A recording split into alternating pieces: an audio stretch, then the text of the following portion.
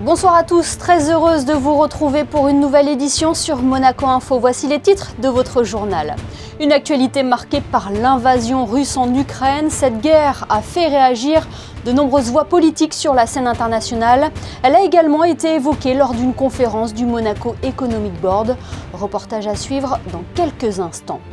Puis nous recevrons le secrétaire d'État à la justice, Robert Gelli. Il réagira lui aussi sur ce conflit entre la Russie et l'Ukraine et le pouvoir de la justice internationale.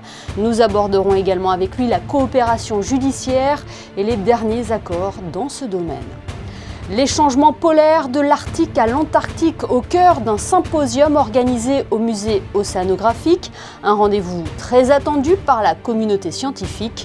Et enfin, les records du monde de vitesse de la Vauxhall Wattman, la moto électrique la plus rapide au monde, saluée en principauté.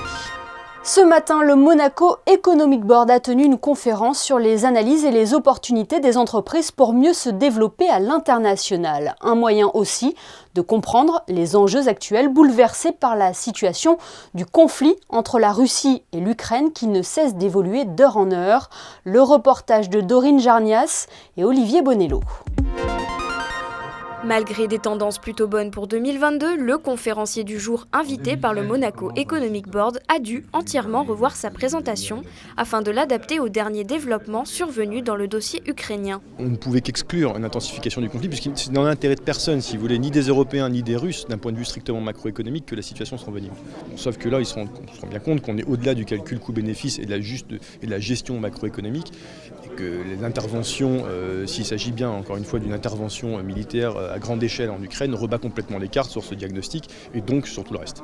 Conséquence directe du conflit, le baril de pétrole dépasse les $100 et les prix du gaz s'envolent.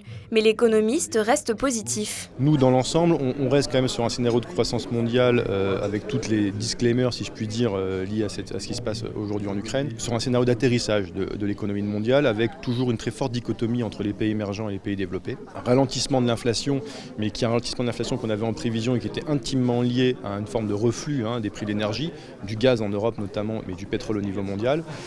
Des prévisions qui sont là aussi très incertaines compte tenu de ce qui se passe aujourd'hui avec la Russie. Il faut se rappeler que 40% des approvisionnements de gaz d'Europe viennent de Russie. Et que si les prix restent à un niveau très élevé, voire continuent d'augmenter, nos prévisions d'inflation seront nécessairement revues à la hausse et donc nos perspectives d'activité à la baisse. Une conférence qui permet aux entrepreneurs locaux de mieux comprendre les enjeux économiques actuels afin de pouvoir adapter leur stratégie d'investissement en toute situation. Et l'actualité du jour leur a prouvé combien il était important de faire preuve de réactivité. Effectivement, l'actualité marquée aujourd'hui par la guerre en Ukraine, est-ce que la justice peut jouer un rôle dans ce conflit ?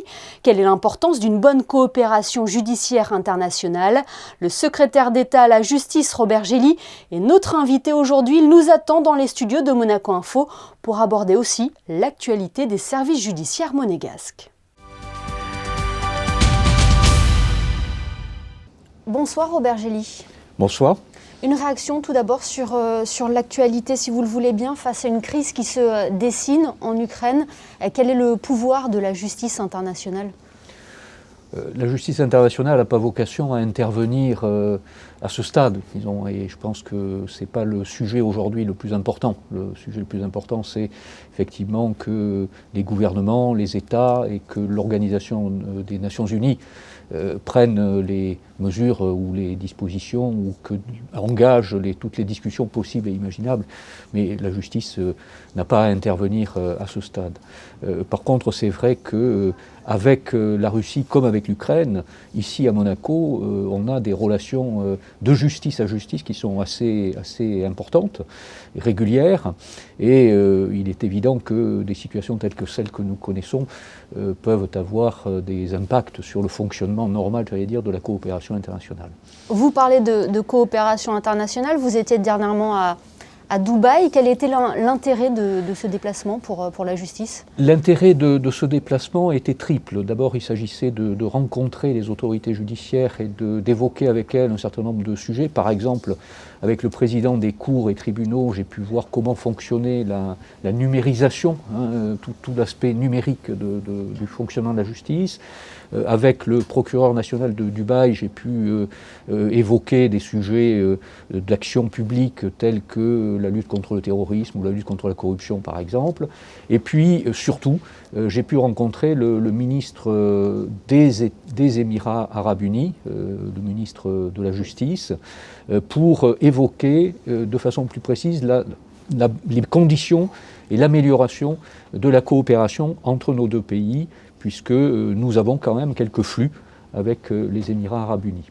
Vous venez de le dire, vous avez évoqué la lutte contre le blanchiment de capitaux et le financement du terrorisme. Il a été également question ici à Monaco en ce début de mois de février autour d'un rendez-vous avec Moneval.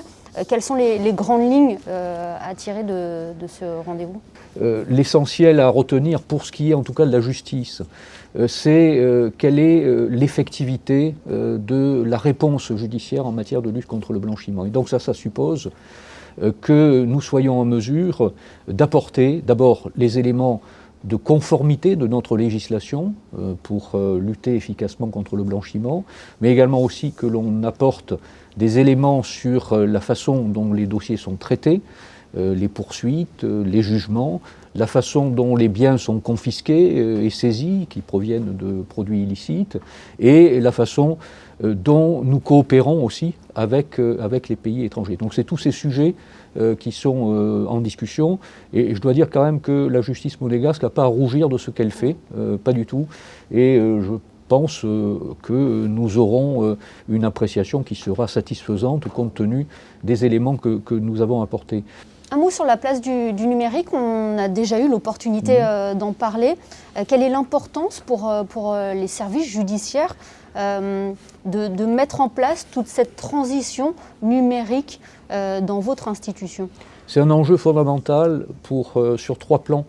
D'abord, il s'agit évidemment de faciliter le travail des magistrats, des greffiers et de développer donc tout ce qui est dématérialisation.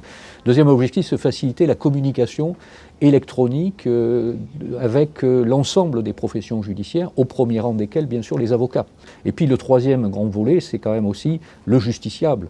C'est-à-dire qu'il est important que l'accès à la justice et l'accès aux documents que la justice peut fournir, par exemple un casier judiciaire, puisse aujourd'hui se faire, enfin demain, parce qu'aujourd'hui ce n'est pas encore le cas, mais demain puisse se faire par Internet. Est-ce que l'on peut aborder l'Institut de formation aux professions judiciaires ensemble ? Il a été créé il y a bientôt 1 an. Un peu moins d'1 an, c'était en avril 2021. Où en est-il actuellement ? Je crois savoir qu'il a repris ses activités là, pour Absolument. préparer les concours. Il y a eu un premier cycle préparatoire au concours de la magistrature et à l'examen d'avocat qui a eu lieu l'année dernière. Et là, ces jours-ci, début mars, dans quelques jours, ça va reprendre un nouveau cycle pour l'examen d'avocat qui aura lieu à la fin de l'année, ainsi que le concours de la magistrature. L'Institut a vocation aussi à assurer la formation continue de l'ensemble des professions judiciaires. Et là, nous avons pour la première fois réalisé une grosse opération de formation à propos de l'entrée en vigueur de la nouvelle loi de procédure civile, qui a donné lieu donc déjà à 2 journées et 3e aujourd'hui journée de formation à destination des magistrats, des greffiers, des avocats et aujourd'hui à destination de l'ensemble des collaborateurs d'avocats ainsi qu'aux huissiers et notaires avec leurs propres collaborateurs. C'est-à-dire qu'il y avait aujourd'hui à peu près 80 personnes qui bénéficiaient de cette formation et c'est une vraie volonté d'assurer le plus possible la formation des professions judiciaires et de toutes les professions judiciaires ensemble, parce que symboliquement même aussi c'est important que tout le monde se retrouve et puisse échanger, au-delà de la formation stricto sensu. Et il prouve aujourd'hui toute son utilité. Merci infiniment Robert Gély d'avoir été avec nous dans les studios de Monaco Info. Merci à vous. Parlons environnement à présent et de ce rendez-vous très attendu par la communauté scientifique. Le premier symposium sur les changements polaires de l'Arctique à l'Antarctique se tient jusqu'à demain soir au musée océanographique. The Cold is Getting Hot, c'est par ce titre que la Fondation Prince Albert II de Monaco souhaite faire un état des lieux dans les régions polaires. Plus de détails avec Christine Datomel. Un symposium scientifique inédit qui rassemble durant 2 jours les plus grands acteurs mondiaux de l'Arctique et de l'Antarctique. Un fait rarissime, ces experts ayant peu l'occasion de se rencontrer et d'échanger ensemble. Un symposium qui permettra ainsi d'aborder des questions liées à la manière et à la vitesse à laquelle les changements dans les régions polaires affectent le climat et en quoi cela concerne les systèmes vivants et sociaux et nous en particulier.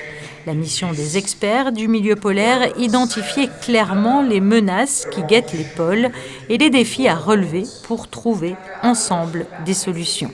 Décrypter les grands enjeux de ces terres lointaines en ouvrant le dialogue, tel est donc l'objectif premier de ce symposium.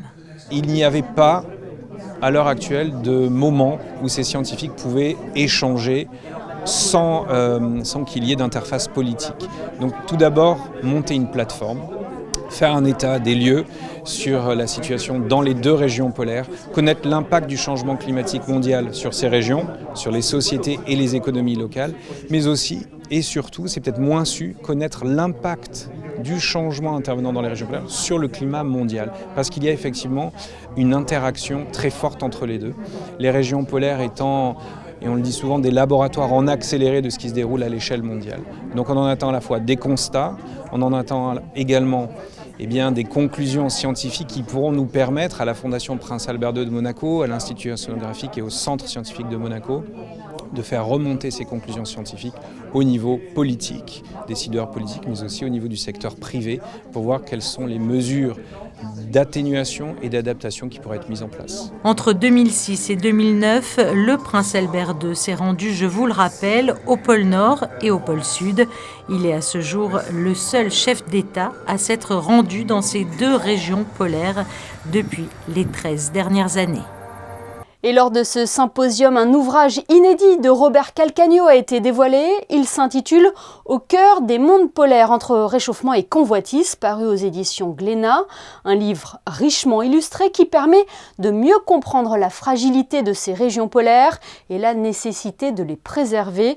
Le directeur de l'Institut océanographique est au micro de Christine Datomel. J'ai suivi un peu l'intérêt du prince Albert Ier, du commandant Cousteau, et du prince Albert II qui m'ont parlé de ces régions qui les fascinent, en tout cas son Altesse Sérénissime, le prince Albert II, et j'y suis allé, et moi-même également, donc dans le passage du nord-ouest entre le Groenland et le Canada. J'ai été au Svalbard, et c'est vrai que c'est des régions totalement fascinantes, c'est des régions sauvages, rudes, mais où la nature est tellement belle et puissante que je n'ai pu que approfondir ma compréhension et à travers ce livre essayer de l'expliquer à tout le monde pour faire part de ces magnifiques beautés qu'il faut préserver. Quittons la principauté pour se rendre à Dubaï où se poursuit l'exposition universelle. Cette semaine, le pavillon Monaco a accueilli les membres des femmes chefs d'entreprise mondiales. Objectif de cette visite, valoriser les femmes dans l'entrepreneuriat dans un pays, les Émirats, qui a fait de sérieux progrès en la matière ces dernières années. Le reportage sur place de Bastien Bory. Seuls, nous sommes invisibles, ensemble, nous sommes invincibles. À l'occasion de son premier déplacement à l'étranger depuis le début de la pandémie de Covid-19, l'association des femmes chefs d'entreprise de Monaco, accompagnée de son organisation mère, en a profité déjà pour faire le point sur la parité homme-femme en principauté. 30% des personnes inscrites au registre du commerce sont des femmes et 40,2% de la population salariale est féminine.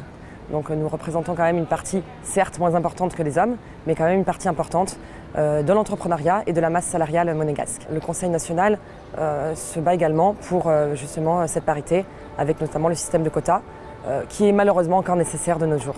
L'opportunité également de resserrer les liens entre les entrepreneuses de Monaco et des Émirats, 2 pays certes différents mais qui partagent une même observation, les entreprises gérées par des femmes résistent souvent mieux à la pandémie de Covid-19.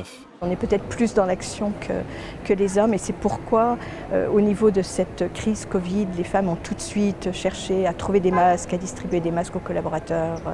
Donc on a eu ce côté vraiment plus humain et ce qui donne confiance aux salariés. Malgré cela, les disparités peinent à se gommer.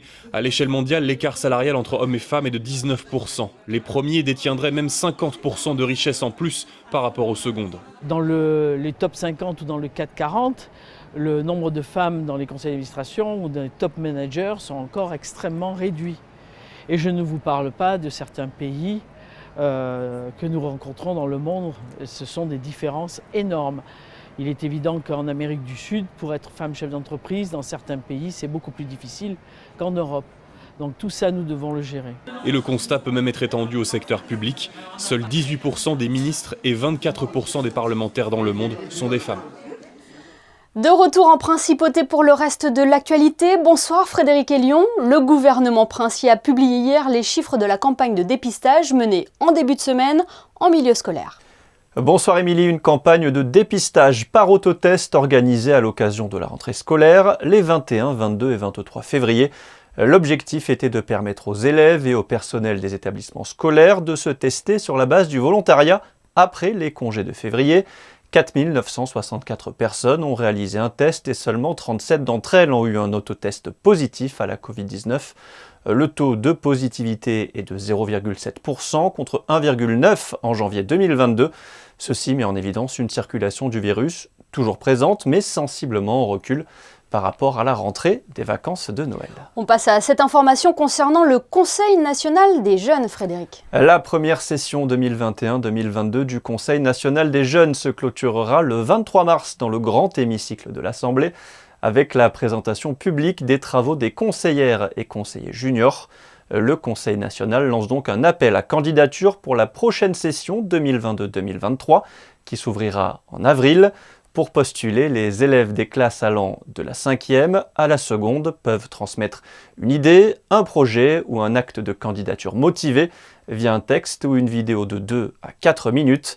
Un projet envoyé avant le dimanche 6 mars au soir à cette adresse qui s'inscrit en bas de votre écran. Et puis du sport avec du basket et ce match décisif à Gaston-Médecin demain soir. Après la victoire importantissime face à Kazan mardi soir, la Roca Team affronte un autre candidat direct au top 8 vendredi, toujours à domicile, Fenerbahçe.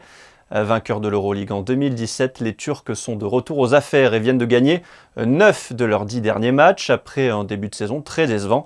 La Roca Team est également en forme avec 7 succès lors des 9 dernières rencontres. Une affiche à suivre en direct sur notre chaîne avec aux commentaires David Cosette et Ali Traoré. Coup d'envoi 20h vendredi. Et nous serons bien évidemment au rendez-vous. Nous vous parlions en novembre dernier des différents records de la Vauxhall Wattman. Et bien mercredi soir, Gildo Pastor a souhaité réunir l'ensemble des équipes du groupe Venturi pour célébrer en famille les derniers exploits de l'entreprise monégasque. L'occasion aussi de remettre aux 2 pilotes moto leur diplôme de record de vitesse. Alexandra Pani et Thomas Deus ont assisté à l'événement.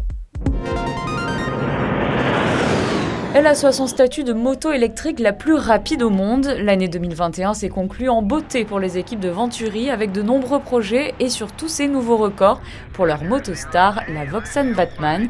22 records cumulés et des sensations toujours plus fortes pour le pilote Max Biaggi. When I did and I saw the number that we achieved on the speed, was almost unreal, but I felt the speed quite a lot. But honestly, I think sooner or later it's possible to go faster, but okay, what we did is already amazing. I'm so grateful for what we did. So if in the future will be a choice to go even higher speed, we'll see. Louis-Marie Blondel est lui le pilote du développement et l'architecte de la Vauxhall. Il obtient de son côté 7 records, des records établis sur la piste de Space Florida au Kennedy Space Center. Le plus convoité a été battu le 22 novembre dernier. Max Biaggi a alors atteint 455,737 km/h sur 1 km avec une moto électrique semi-carénée de moins de 300 kg. Lorsqu'on a décidé ce programme, on n'avait jamais construit de moto. Donc il fallait accoucher, quoi. C'est des records qu'on positionne, c'est des véhicules qu'on met au point et ils arrivent un jour à être bien au point et voilà. Le record de moto, c'est finalement l'ensemble de la batterie, le moteur, qui doivent être au top. Donc en vitesse finale, on arrive à presque 470 km/h. On le savait avant d'y aller. On a dit ça sera 470 km/h et à la virgule près, c'est ça. L'objectif pour le président de Venturi, atteindre un jour 500 km/h. Mais pour cela, il ne faut pas brûler les étapes. Les équipes travaillent déjà au prochain record pour la Vauxhall. Rendez-vous à la fin de l'année. Et pour les autres domaines, l'entreprise monégasque ne manque pas de projets. Antarctica, le championnat de Formule E, mais aussi l'espace. Le ciel n'est pas la limite pour Gilles de Pastor. Autre réussite made in Monaco, le manga Blitz. La saga vient tout juste de fêter ses 2 ans et quoi de mieux pour célébrer un anniversaire que la sortie d'un nouveau tome. Le 6e paraît demain. Alors où en sont Tom et Harmony dans leur aventure? Et surtout, qui est l'invité de marque dans ce dernier opus? Les réponses de l'auteur de Blitz, Cédric Biscay. Dans ce nouveau tome de Blitz, évidemment, la nouvelle la plus importante, c'est l'apparition de la princesse Charlène en tant qu'invitée spéciale. Donc on est super fiers évidemment d'avoir réussi ce coup-là et elle est très satisfaite du résultat. Il y aura des parties d'échecs, toujours magnifiées, comme si c'était sur un champ de bataille avec des guerriers en armure, etc. C'est ce qui rend aussi les parties plus cool. Et tous nos héros, évidemment, se donnent beaucoup de mal parce que leur but, évidemment, final, c'est de se rendre au fameux tournoi organisé à Monaco dans le casino de Monte-Carlo. Et si vous vous rappelez bien, pour ceux qui ont lu les tomes précédents, la grande finale aura lieu dans le palais princier quand même, avec l'aval de Monseigneur. On sort 3 tomes par an. En fait, on a un rythme de parution qui est similaire à ce qui se fait au Japon, qui est la patrie du manga. Donc plus de 20 000 tomes vendus en France pour le tome 1. L'ensemble des tomes, pour l'instant, c'est plus de 50 000 exemplaires. Et puis toute nouvelle qu'on a eue il y a quelques jours, et hyper important pour nous, c'est qu'on a signé pour les États-Unis. Donc il sera disponible aux US à partir de cet été. Et ça fait grand bruit évidemment et c'est super cool. Belle success story pour Blitz qui sera également à l'honneur lors du prochain festival de la bande dessinée d'Angoulême. On retrouve Frédéric Elion pour un nouveau point sur l'information. Frédéric, vous teniez à nous faire part de ce nouveau projet artistique autour de la Journée internationale des droits des femmes. Depuis plusieurs années, l'artiste Mr. One Tease, bien connu en principauté, s'engage dans le cadre de cette journée célébrée le 8 mars. Cette année, la thématique retenue par le Comité pour la promotion et la protection des droits des femmes est centrée sur la protection des droits des femmes et de la mère. Anthony Alberti lance un vaste projet d'œuvre collective pour la réaliser. 100 personnes qui ont un lien avec ces 2 thèmes vont la co-créer. Le prince Albert II y a participé hier. Le maire Georges Marsan et plusieurs footballeurs de l'AS Monaco ont apporté leur pierre à l'édifice aujourd'hui. Cette œuvre collective sera dévoilée le 8 mars. Et parmi les rendez-vous à ne pas manquer ce week-end sur notre antenne, Frédéric, il y a le dernier numéro de Backstage, l'émission musicale de référence sur Monaco Info. Rendez-vous samedi à 21h sur notre chaîne pour un Backstage consacré à João Selva. Ce Brésilien, fils d'un pasteur d'Ipanema, a grandi dans une communauté d'anciens prisonniers et d'artistes convertis. Au programme samba, soul, disco et funk vintage, João Selva a fait une halte à Monaco, au Grimaldi Forum, à l'occasion des First Day Live Sessions. Il présentera à Fabien Bonilla son dernier album, Navegar. On reste avec vous, Frédéric Elion, pour la météo. Quelles sont les prévisions pour la journée de vendredi ? Un temps variable et changeant puisque la matinée sera bien ensoleillée, Émilie, puis quelques nuages feront leur apparition dans l'après-midi. Avec un risque d'averse dans la soirée, les températures seront comprises entre 6 et 14 degrés. Vendredi 25 février, nous fêterons les Roméo. Merci Frédéric et merci à vous de nous être fidèles chaque soir sur Monaco Info. On referme ce journal avec les photos de Stéphane Dana qui vous présente les équipes de gymnastique acrobatique qui représenteront la principauté au prochain championnat du monde à Bakou. Nous ferons d'ailleurs plus ample connaissance avec ces gymnastes dans notre édition de demain. Très belle soirée à tous sur Monaco Info.